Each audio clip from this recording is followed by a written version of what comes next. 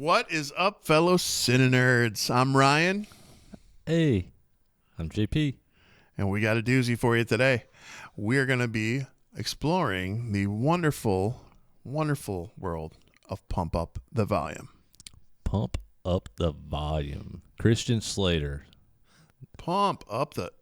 Sorry. Jams. He was singing it before we started this, so now it's stuck in my head.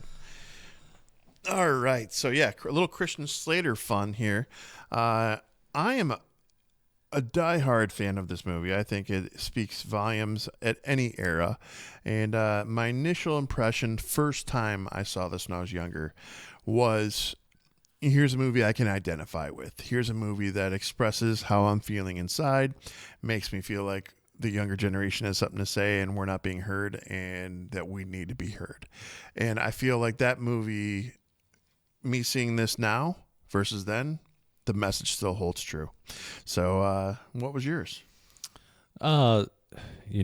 Basically the same. I watched this film. Well, obviously this film was heavily advertised, I believe, on MTV and things at the time, and so I was like really excited about watching this film and went to the theater and watched this film. And being a Christian Slater fan at the time, because he was kind of the big deal at the time when this film came out, and he was really coming up. But I was already a fan of movies like The Legend of Billie Jean and Gleaming the Cube. Heathers had already came out, and I was a huge fan of the film Heathers. But kind of the same thing. You know, I remember watching this film, and I was young when this film came out. This film was, what year was it? 1990. So I was only 11 when this film came out. But man, I just felt like, kind of like you were saying, it was like one of those movies that felt like it gave you a voice. It made you, as a young adult at the time, like you can do stuff to be heard, and it's not about the adults, running your life, and controlling every aspect, and really fucking with your future, and that's what this movie has a lot to do with. Corruption with how the schools and shit actually treat and handle their kids. And I went to a high school. I really identified with this movie when I was in high school, even later after this movie had came out, because I went to a high school in the 90s, not far off from the time period when this film came out. And the high school I went to, man, the people that ran that school ran it almost the exact same way that these principals, vice principals, and teachers ran the school and Pump Up the Volume. They were running kids out of school. They were doing everything they could to get the lower, I won't say uneducated, that's not the word I'm looking for, but the kids that needed the most help, that wasn't testing to where they needed to be or wasn't doing the things that they needed to be doing in a way that they expected, they would run them out of the high school that I was in order to keep their numbers, their testing numbers up. It's a sad reality. It does happen. And it happened. I was ran out of high school. I was actually told not to return for some of those same reasons. I later graduated at the time, at the college, but because they had a program, where you could actually go get your high school diploma at the college. But I was one of those kids. I was ran out of school, and seeing like the one kid in this film, with the sign that he's going to go post up, "I deserve an education." I really identified with this movie on a personal level, and once I got to my high school years. So, and Harry, who is Christian Slater's character, his radio personality, he is trying to tell these kids, it's okay to stand up and take control of your life back, and to make a difference in your own way. That's how I interpret this film, and I identified with it so much as a young adult that and I know I'm really rambling on my first impressions, but I love this film. This is one of I'm just kidding. this is one of my favorite. I don't know if it is my favorite, but it is definitely one of my favorite, if not my favorite Christian Slater film, because of what this film is actually about. So this movie came out in 1990. So rewind 12 years. All right. So we're going to talk about 2013 at this point. There was a student named Jeff Bliss in Duncanville, Texas, and it's just like it's spelled Jeff Bliss. Look it up if you get a chance. And this kid, he looks like an Eddie from Stranger Things, or like long haired kid. And he's essentially being asked to leave the class and go to the principal's office because he's trying to have a voice for the kids in the class. The kid stands up and he goes, "You can't teach them all with a paper packet. You have to show them that most kids don't learn like that." And he's trying to tell his teacher, who's not listening, and this is real. This isn't a movie. This is real life. So like this is a problem that's happening, and I don't blame the teachers, because a lot of teachers don't have the proper support or funding and not being paid the correct salaries. I get it. But like when kids are speaking and adults aren't listening, that's where we have a problem. I'm the guy who, like, if my kids when they were little would come to me and say there's a monster under their bed, I'm going in their fucking room and I'm looking under their bed. Not because there's going to be a monster there, but because I want my kid to have faith in me and know that I will follow through with the issues they have and the concerns they have. And I feel like what you have in this movie is the exact definition of what I just said gone wrong. Christian Slater, he can't talk to people in a public forum. He's not good at public speaking. He's very introverted. He finds relief in this radio platform where he's hijacking the radio airwaves, and he gains momentum and following. And his parents aren't even aware, because they're so out of touch with him, that the parents are asking about his day-to-day routine. And then they start asking, "Have you heard about this character on the radio, Harry?" And he's like, "Yeah, I've heard about it." And it's all he kind of says, you know. But the problem is that the person who's the voice of this whole movie that's doing that, his family's not listening to him. His small circle of friends, he doesn't have one. He's new in the school district, but the one girl who kind of catches on to him, she's not listening to him to start, and even she starts to listen. But like, he feels like an empty voice. He feels like he is non-existent in everyone else's world, and it wouldn't matter if he was there or not. To the point where when he's getting these letters written to a P.O. box, and he starts addressing these on the air, things start happening. And I'll kind of pause and let you go in a little bit there. Yeah. So I mean, yeah, he's getting letters, he's gaining fans, and people are starting to call in, to him and talk to him on a one-on-one. Well, no, they don't call him, but they leave numbers for him to call, and he in his in the letters, and he'll call these people, and some of them are just young schoolgirls that are just giggling at the fact that they called him, or they sent him a letter, and he actually called and asked him ridiculous questions.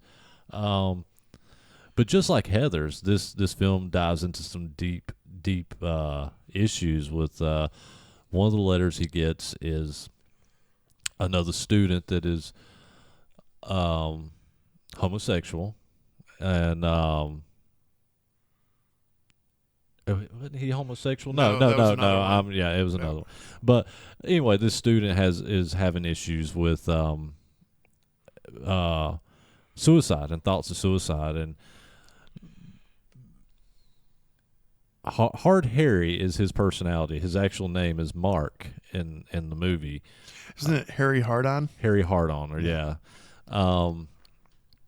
So this kid, he calls him and he does try to reason with him, and he hangs up on him. He tries to call him back, but it's off the hook. And he goes into saying, still trying to help this kid over the radio after he hangs up on him, and then plays a song and goes off the air. You find out the next day this kid, it shows, but they find out the next day this kid actually commits suicide. So at this point, police are getting involved and government officials are getting involved, because he's on the air illegally. Now, he's just trying to get his voice out there. He's trying to. This is no different than today's youth. They have such an outlet of, well, you can just be get on TikTok and make these videos, or you can do a podcast, no different than we do, to throw some opinions out there. You couldn't do that in the 90s. So he was taking control of radio airwaves and doing this illegally. And I always saw this film too with the issues with abuse and suicide, and like you said, parents not listening, what the teachers and principals are doing to these kids, not allowing them to have an education. I also always felt like this was a film about censorship as well, no different than Howard Stern back at, during this time period as well. So this film kind of tackles all these issues all in one film. Now, it gets a bit jumbled. You can't say, well, I don't even say it gets jumbled, but it's just so quick. All these little issues are so quick and back and forth, but it comes together as a whole. You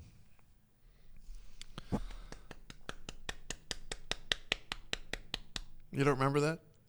Oh, yeah. For those of you who weren't seeing, I was just smacking the back of my neck. He starts pretending, doing Howard Stern type stuff. Yeah. He's like pretending to masturbate, and he starts smacking. He's making all the fun noises that go along with it, and he's like approaching climax, and he does. It's like, oh, it's been 6 times in an hour.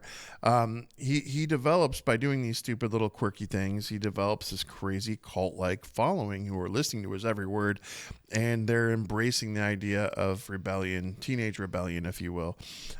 So events start happening at the high school where you've got people defacing property, you've got spray painting, people are putting catchphrases up there. I want to talk about the catchphrase for a minute. So be it, right? Is that what it is? So I thought maybe I got a PG version. I thought it was something else. I don't know why I thought it was something else. And I was like, did I get a made-for-TV version of this? Yeah. Because I remember it being a little more intense. Yeah. For some reason, I thought there's a bunch of different ones. I mean, there's obviously the talk hard, and so be it. And there's a bunch of different little phrases and stuff just written throughout. I think I mixed up another movie and I thought it was So Fucking What in that part, because SFW is one I keep talking about every time I talk about Pump Up the Volume. Kind of similar, kind of not. If you ever get a chance, check that one out too. But yeah, no. So I'm a fan of everything he embodies and everything he's going for. This librarian girl, played by Samantha Mathis, she played a character of Nora. I love Samantha Mathis. Do you? So we're gonna put the brakes on right here. So right here. So I can don't talk about my ex-wife too much on here, and my son's mom, ex-wife. So I had a lot of childhood crushes, and some of you know Christina Ricci was one of them. Winona Ryder was one of them. Samantha Mathis was one of them. And if you look at Samantha Mathis in this film, you see some similarities of kind of her, Winona Ryder, somewhat through that time period. I had a type. Heather's. I mean, That's more. So I had a type, and so like when I met my son's mom in high school, she resembled Samantha Mathis from Pump Up the Volume, and I always latched onto that because I love Samantha Mathis and had a huge childhood crush on her. Now, so that was probably one of the biggest reasons. She is one of the biggest reasons that my son's mom really caught my eye, was because she really resembled her from this movie when she was younger. Now, so she looks like shit now? No. We're not going to talk about that. But now, like I've actually met Samantha Mathis. I met her a handful of years ago, and she is such a sweetheart, and she's still just gorgeous.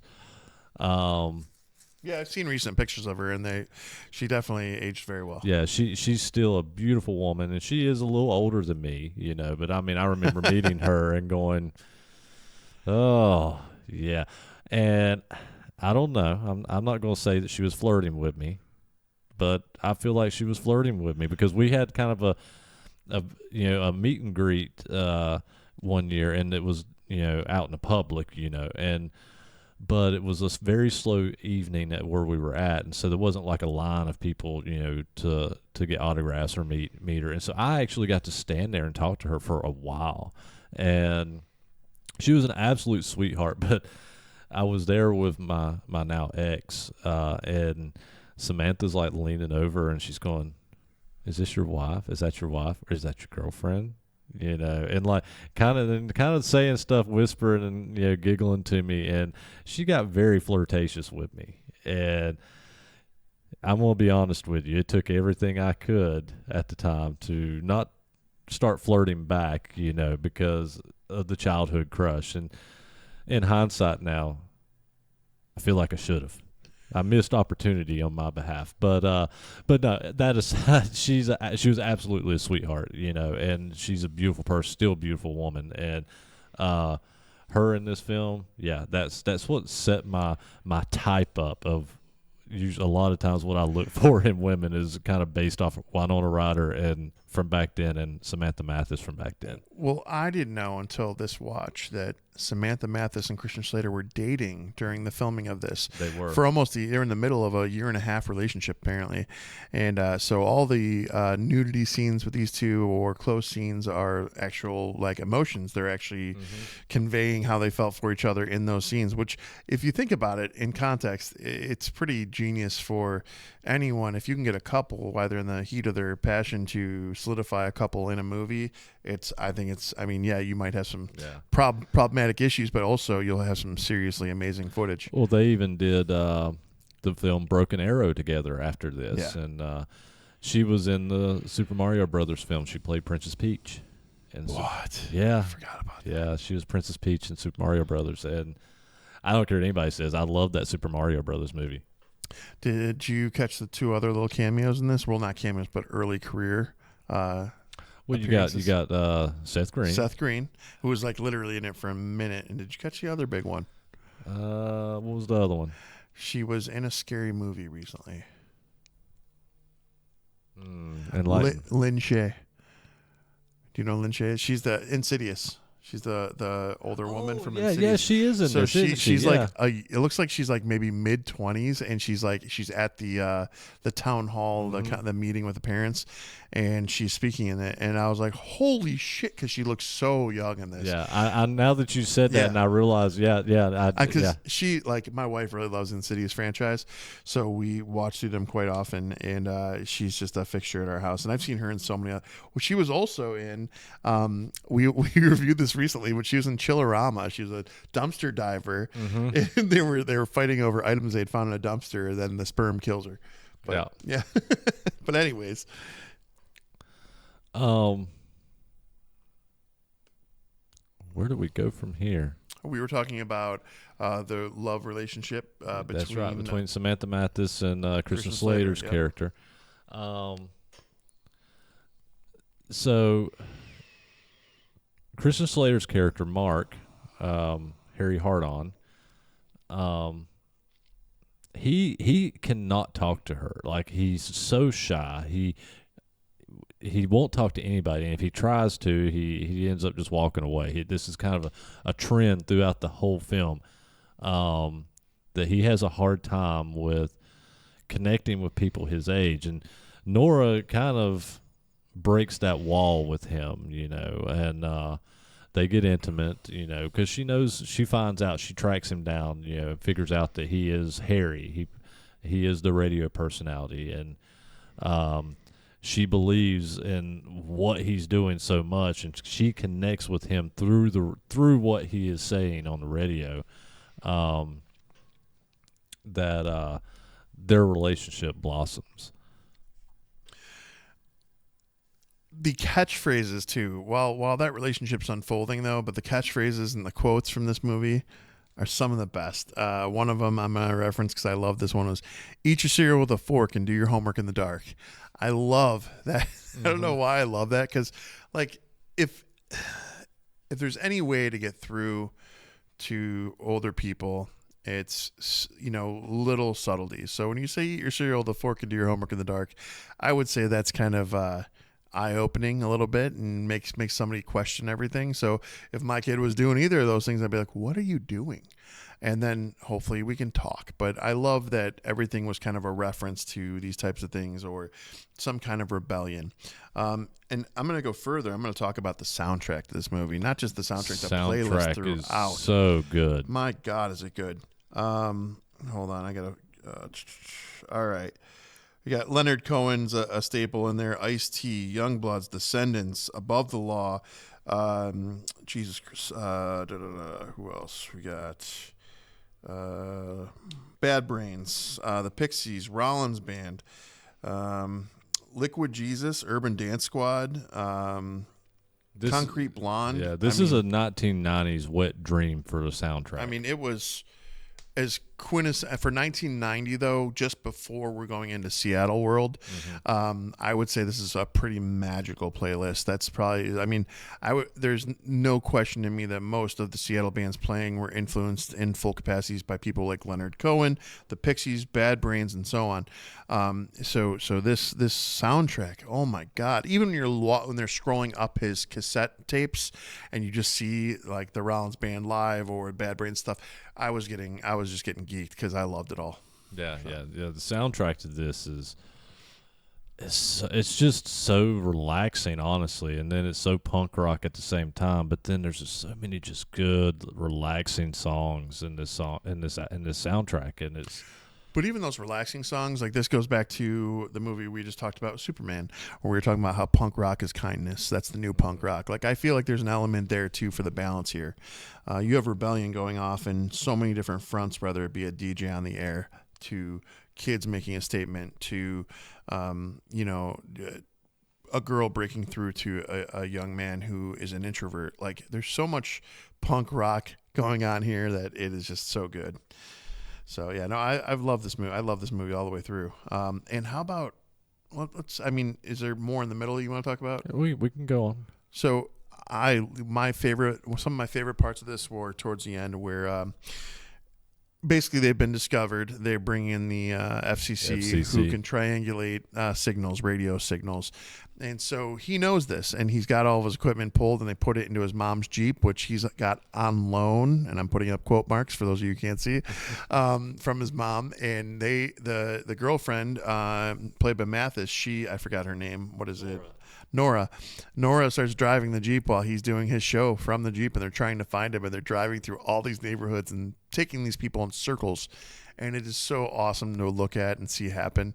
And all the way up to when he pulls up to a giant group of all these students who are pulled together to listen, because they started getting together to listen to his radio broadcast. Yeah, they gather at the football field. Yep. At the school. But he finally point blank addresses them. They park almost on a ledge above the football field, and he's talking to them through his radio broadcast, and they're all looking up and they see him, and then the trucks close in, and it kind of goes from there. So. Mm-hmm. And his voice modulator, he uses a voice modulator while he's on the air, and it ends up while they're trying to evade the FCC and police, the voice modulator falls and busts. So when he's actually talking, looking down onto the football field from on top of this hill, he's talking in his voice, not with the modulator. And then they end up driving back down this hill into the football field, and he's telling everybody, it's your time, basically your time to rise up. Get on the radio, take over the airwaves, steal the air, and get your voice heard. Say fuck if you want, it's okay. And then obviously the head guy from the FCC pulls the plug on him, and they arrest him. And his final words is, and it's. He takes his glasses off as he's been put in the paddy wagon, and he looks at everybody, addresses them one last time, and says, talk hard. And I don't know. Everything is so powerful in this film. It was some of the monologues, and there's a lot of monologues between just him talking on the radio and him addressing, the students that look, as they're in the field, and there's so many good monologues, and there's funny ones, there's serious ones, there's inspirational ones, and it's just that movie. This is just start to finish. This movie is just so good. I can't agree more, and so do Siskel and Ebert apparently. Do they? Yes, and they've been known to criticize and shit on movies nonstop, but this one they agreed on completely. It said they dedicated a Siskel and Ebert episode of the films that failed at the box office, but that were encouraged to get a second look on home video, and put his film on the list of selections. With Siskel saying he didn't understand why more teenagers didn't see the film, as they were the primary demographic. However, the film's R rating is most likely the huge factor in the low box office intake. While it is primarily teenage-centered film, the R rating limited teenaged audiences who would naturally have seen the film with a parent or guardian. And so the fact that they were even coming forward and saying that, and a lot of the quotes you get from reviews in this movie are exactly what a teenage film should be. So basically, this is that Gen X shit. This is where we all come from with this stuff, where this is our version of a teen movie, and then there was Twilight for the next generation. Yeah. So I mean, and not to knock Twilight, it's what it was, and it got kids to read and got kids to get out of the house. I'm cool with that. But at the same token, like, I feel like our generation tackled a lot more pressing issues with some of these things. Like JP's talked about the movie a couple times, but like Heathers, like, Jesus, that was the original Mean Girls. That was the original shit that kind of hit you differently. Mm-hmm. There's so much going on in that movie. If you haven't seen Heathers, I implore you to please go out and check it out. Don't expect a happy outcome, but just know that it's one of those quality movies you need to see. And this as well, tackling all the issues that, the not being heard part of it was one of the big things. No kid felt heard. It's why we all were out on skateboards 24/7 and messing with each other and throwing people over and having fun and making parties up at houses. And now it's, let's get on the mic and talk tonight. Yeah. So, and what's crazy is I can think of 3 Christian Slater films that I think are important films for anybody to see. One of them being Pump Up the Volume. Gleaming the Cube. No. Oh, no. I said important films, and that one it's a fun film. It's a good film. I feel it's important. But Pump Up the Volume, Heathers, The Legend of Billie Jean.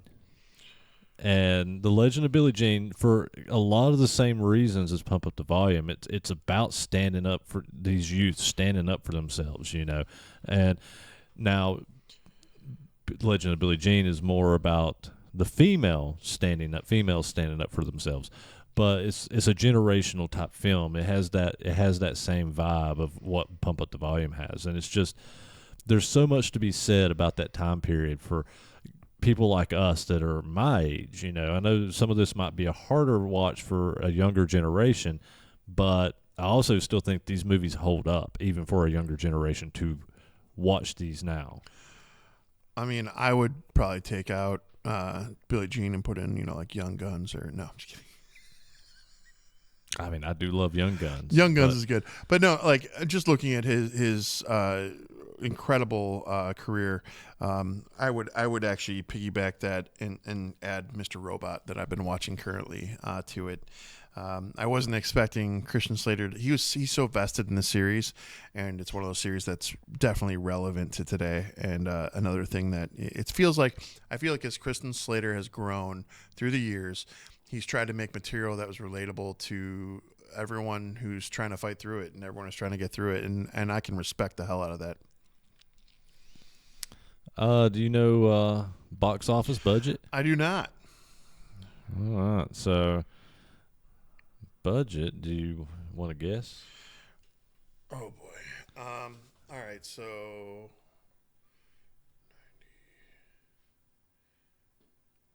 cast is pretty minor. Overall, let's go. They pushed a lot in marketing on this. This one's a tough one because of the time it was made. Yeah. 12 mil. You doubled it. It was $6 million. What? Yeah. Really? Yeah, this film was $6 million. That's great. That's That furthers what I said last week. Yeah. Like, yeah. I'm so sick of these fucking blockbusters spending hundreds of millions of dollars, and then these films come out with a $6 million budget and like a $10 million budget that are just great. You want to guess box office? I'm gonna do something similar to last week, so I'm gonna go 70 mil. Oh, you're way off. Way off. Way off. Yeah. Am I high or low? You're way high. High. High.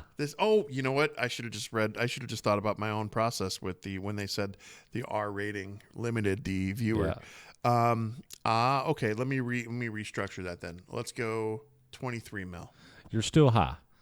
Really? Yeah. This film, now it did not lose money, but it was not a blockbuster they thought it was going to be on such a small budget, because they were banking on Christian Slater's star power and it being pushed on MTV. But the rated R rating, I think, like they said, hurt this film tremendously, because the people that wanted to go see this were under 18. Yep. I went to the theater and watched it, but it was one of those things. It was hard to get into a lot of theaters. If you were wasn't of age. This film grossed worldwide $11.5 million, so it almost doubled its budget, a little less than doubled, but it wasn't a huge hit, especially for Christian Slater at the time, because you had a lot of big films. He's just coming off of Heathers. He had films like Cuffs, Gleaming the Cube. It kind of became an underground hit. Legend of Billie Jean, that came a pretty big underground hit at the time. But he had a lot. Young Guns 2, which was a big fucking movie for him. There was a lot of just star power with Christian Slater at the time. And hell, didn't he win, or he was nominated, I think, for an Academy Award for Interview with a Vampire? Like, there was numerous things, with Christian Slater at the time. He was kind of the big deal for a young actor in the early 90s. It didn't make nowhere near as much money as I think the studios anticipated. Alan Moyle, the guy who directed this, I don't know how you pronounce it. His name is spelled Moyle. Moyle. Alan Moyle. I looked at his IMDb. You know what else he directed? Empire Records. Oh. Yeah. Well, that's not bad. I can kind of see that. His IMDb, there wasn't a lot on his IMDb that I was like, oh wow, he did this or this. But Empire Records, it was one that was stood out, and I was like, oh, he did this one. I love Empire Records. You ready for ratings? Sure. What you thinking? All right. So, Pump Up the Volume to me is one of those classics that is unmatched in its scream to an older generation. It is a movie that has nothing but voices for the voiceless, if you will, and it brings out a bigger issue where adults need to just listen to kids. When kids are screaming, pay attention, because they matter. Their words matter, and so this one really hit home for me because, I know I share often, but I don't get into my upbringing, and it was not anything easy by any means, and I felt unheard more often than not. So when a movie like this would come around, and it would paint a picture for me, and it would help me through whatever I was going through, and I could identify with it, I grasped on it and I held on to it. And this one was one of those. There are some quirks and some weird things that, are par for the course with not being a fan of. But outside of those little complaints, because they're so minor, I don't give a shit. This movie is an amazing film, start to finish. I'm going to go 4.1 nerds. I could get a lot deeper, but that one it's just to simplify it. 4.1 nerds covers it. Yeah, and everything you said. Period. I said at the beginning of the episode too. This movie really hit home for me once I got into high school. Like this has felt a lot how the teachers were and vice principals and whatnot. He got in high school years before me too. Yeah. You believe that? All right. But I really felt this movie on a personal level. And then, I also love the themes. I love everything about this film, start to finish, trying to get people to have their voices heard and freedom of speech and so on. There's so many elements in this film that is just, I think, is important for people, especially youth, that should see this film. Especially to see how our generation was. I think this is a good example of Generation X and what we were going through in a certain degree, and the things that would help inspire us. This is one of those films. It's one of my favorite Christian Slater movies, and I'm going to give it a bit higher than Ryan here. Now, it's not a perfect 5. We're not going that route, but it's definitely a solid 4.5 for me because it's so personal to me. That's awesome. Yeah, no, I think this movie hits on so many levels. It's a timeless classic, and it, especially for our era, just so sadly, and every generation has their moments where they don't have a voice or they don't feel like they have a voice. I know the kids nowadays feel the same way, and it's so important for those who came before to listen to those voices. Make sure those kids are heard. I can't express that enough, because that's really what this movie screams, and that's what this was, again, personal for our era, but I know there's new ones that these kids identify with now. So if you're a kid and you don't feel like your voice is being heard, make sure it's being heard and do it the right way. Talk to whoever you need to and get it out there, because you matter, and I mean that. Film recommendations? Why don't you start? I've got one. Yeah, I've got one. So, going off the Christian Slater theme with Pump Up the Volume, I'm going to do a recommendation on a Christian Slater film.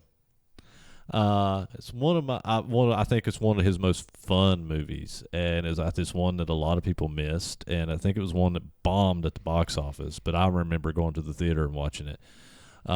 Cuffs. Did you ever watch Cuffs? Yeah, some time ago, but yeah, I love that movie. I went to the theater and watched this film, and I've watched it numerous times through the years, and I mean, I've as recent as probably last year, I've probably watched this movie. He kind of takes over a district as a cop to run the district in San Francisco, and basically all these little districts are privately owned police, and his brother dies. He inherits that district, and he's trying to clean it up, and things ensue, and it gets ridiculous and fun, and it's a great Christian Slater movie. Cuffs. I'm trying to get ready to brace myself for the 50-50 love-hate I've heard about Jurassic World or Jurassic Park Rebirth. I don't know if it's World or Park or whatever. I think it's Jurassic World Rebirth. Yeah, so I'm trying to get ready for that one because I haven't seen that one yet. But in anticipation, I've heard it's so bad. I've heard so many horror stories. I've heard that, about but I've also heard good things. So I'm not. This is one of those ones I'm not gonna give it any kind of. I'm gonna wait till I see it myself. I just watched through with the wife. I watched all of the Jurassic Parks and Jurassic Worlds all together in a row, and in order. And the last one was a little weak, but outside of that, it's a solid franchise. It's solid storytelling, and I recommend you guys all get caught up on that before you check out Rebirth as well. That's what I've been watching. The last one was the one with the girl that was a clone, right? Well, she was in the second to last one first. That's when we get her main story, and then the last one is it's basically they find a way to bring the old characters back and have the new characters together, and they become a team together. I remember that. I saw it. But Yeah. I don't remember a thing about that one, but I remember watching it. It's because you know why? And my wife and I had a conversation about it. The antagonist in it is the worst antagonist possible. He is just the worst villain there's nothing whatsoever that's cool about him. Now, there's a girl who is, I can't remember her name. She's very unique looking. I believe she was in the Firefly series, but she was also in the Femme Nikita series. And she's Asian looking, very, very distinct. I know who you're talking about. So she plays like a person who acquires these illegal dinosaurs in that movie. And like, I was like, that's a villain. That's good. This other dude sucks. Get rid of him and put her in.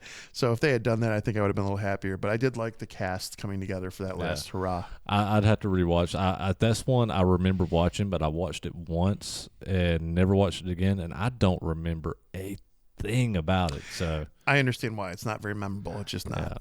Yeah, no. But this new one, I'm actually, if I'm gonna be honest, I'm shocked that Scarlett Johansson even agreed to it. So we're gonna wait and see, and I'm not gonna be negative until I see it. I think she's trying to get into a new franchise. Understandable. Likely. Yeah, understandable. But yeah, I didn't have a desire to. And I love the Jurassic Park movies. I went to the theater and watched all of them except for the last one. Hear me out. They fix shit right, and they bring home Slice and her back together from Avengers, and you got Bucky and her as Luke and Mara Jade. I'm just saying, that's my dream. That's all. She'd be an amazing Mara Jade. Sorry. Yeah, I can see that. In the books, guys, Luke Skywalker had a wife named Mara Jade Skywalker, and she was awesome. It's been a while since we had any Star Wars talk. Got to put it out there. All right. CineNerdsPodcast.com. Stole it from me. I thought I'd have a little fun with him on that one.